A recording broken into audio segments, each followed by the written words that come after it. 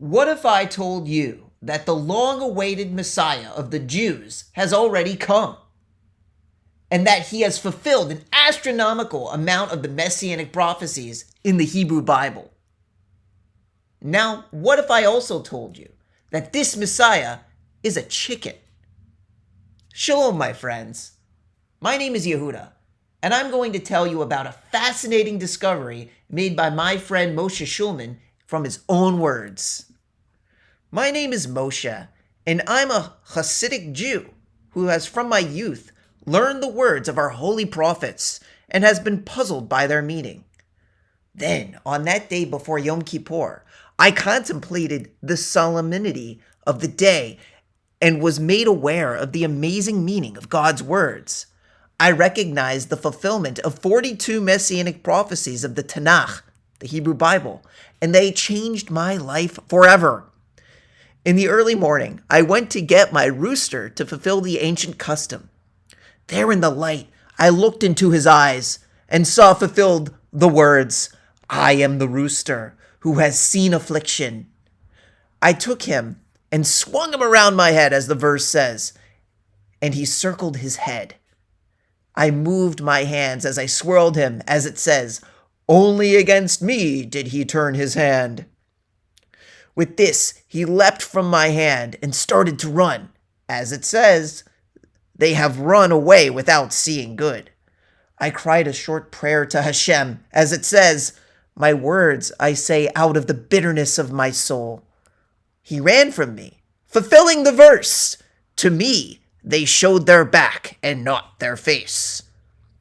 As he ran, I borrowed a cane from a man near me, so as to catch him with the rounded edge, as the verse says, "And Moshe took the stick."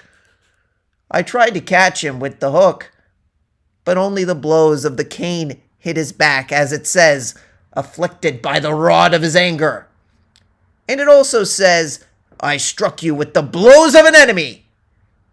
He turned to me, and I got him right on the cheek, fulfilling the verse, "I have offered my cheek to the one who strikes me." He ran from me into the dark corner, and I followed after him, as the verse says, "He has led me and driven me into the darkness and not light."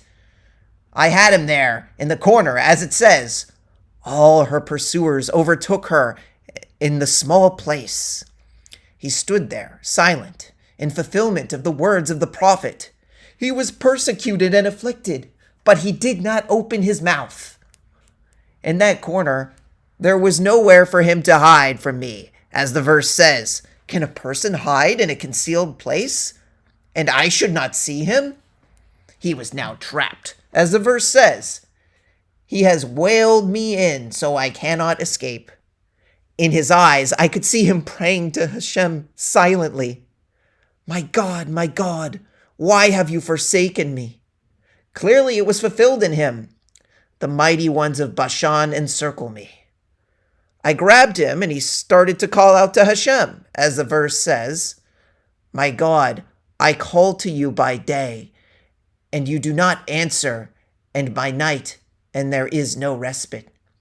But there was no answer, as it says, "Though I would scream out and plead, he shut out my prayer."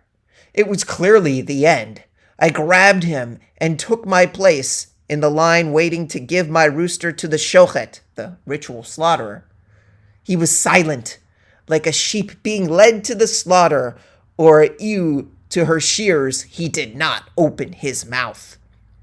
The shochet took him by the neck, as it says. He grasped me by the neck. With that, he screamed out, "Be not far from me, because distress is near, and there is none to help me." He also said, "Save my soul from the sword." The shochet slaughtered him, fulfilling he was removed from the living land. He let the blood fall on the floor, as it says, "I am poured out like water." I took the dead chicken and gazed at it, as the prophet says, "They have looked upon me, whom they have pierced." I took it to be made kosher.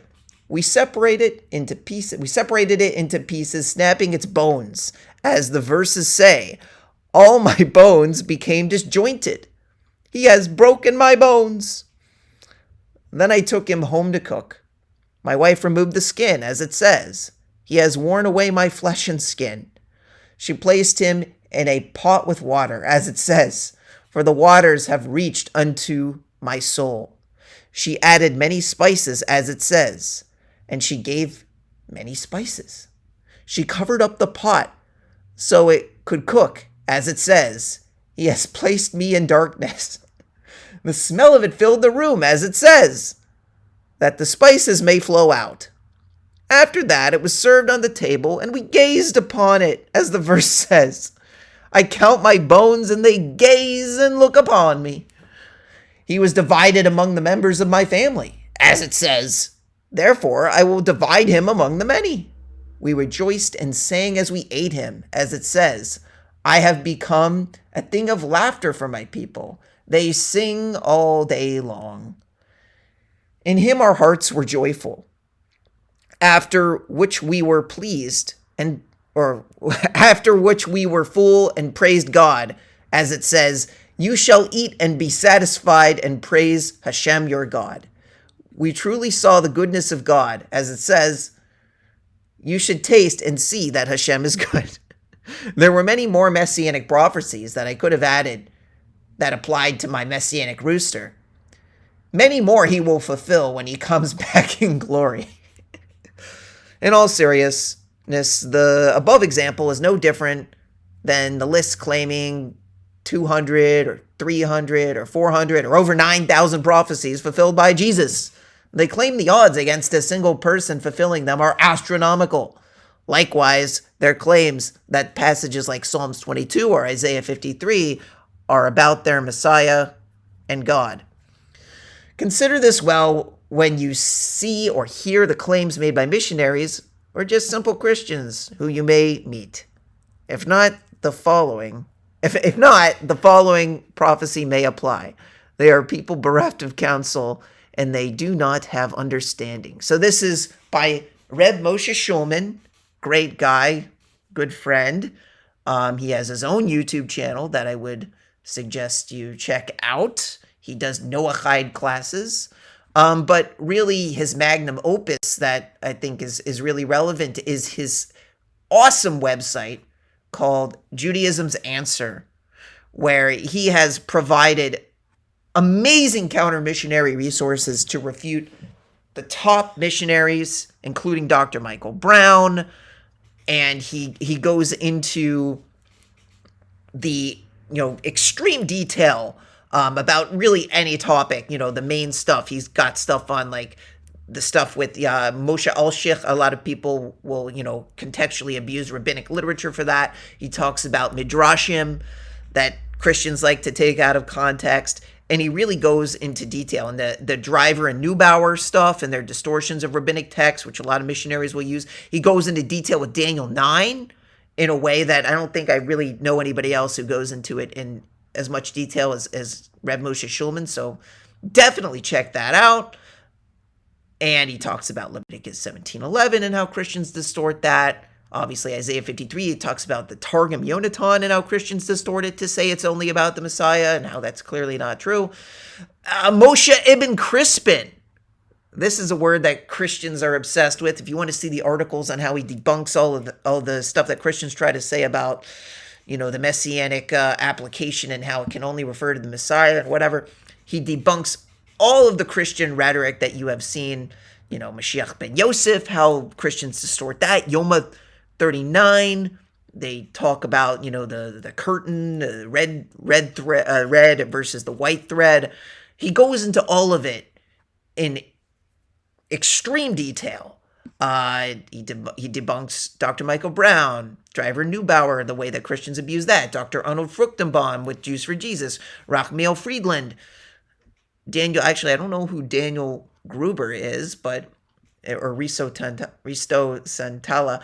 I do know Dr. David Stern. I think he wrote the Complete Jewish Bible, so he refutes so many different of the, academic, quote-unquote, scholars of, missionary claims.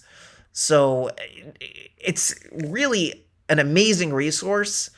I recommend it. I can't recommend his answering, it's called Judaism's Answer, and I cannot recommend this enough.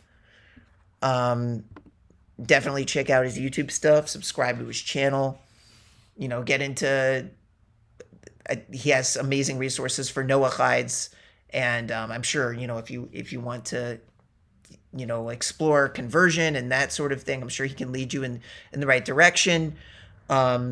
Just anybody who is looking for sources of truth, and you can see his videos are dealing with why Jesus didn't fulfill prophecies, how to interact, because I know Noachides a lot of the time, if you're not familiar with the concept of a Noachide, it's somebody who rejects Jesus, obviously, but accepts the idea of, Torah Judaism, but isn't necessarily wanting to convert. So they would be a Gentile who is not a Jew, who believes in the truth of the Torah and belief of, the authority of, rabbinic Judaism, but they don't want to convert, which is perfectly fine. And he has a community for that, righteous Gentiles. And this is a wonderful source for you to engage in, for having a community surrounding that. So, and like I said, if people have it on their heart to convert, to become a Jew, that's wonderful. And I'm sure you can, find the resources within that as well. But this video was really made so that a lot of people, I know a lot of people, have resources for Tovia Singer and Jews for Judaism, which are wonderful resources as well. I just wanted to also emphasize Moshe Shulman's resource. It's been around forever, and it's a really great one. So I hope you guys explore this in detail. If you have any questions, it's great. So definitely check it out. And look, if you guys haven't subscribed to my channel, please do so. I think we need to spread this message around, and like, share, and let's spread the message, because a lot of our own people and, people questioning Christianity, they don't know these resources exist. So please spread the message, and have a Freilich and Purim, because that's coming up this weekend on Sunday. And have a Shabbat Shalom, and may Hashem bless you. And I hope this video has been a blessing to you all. Shalom Aleichem.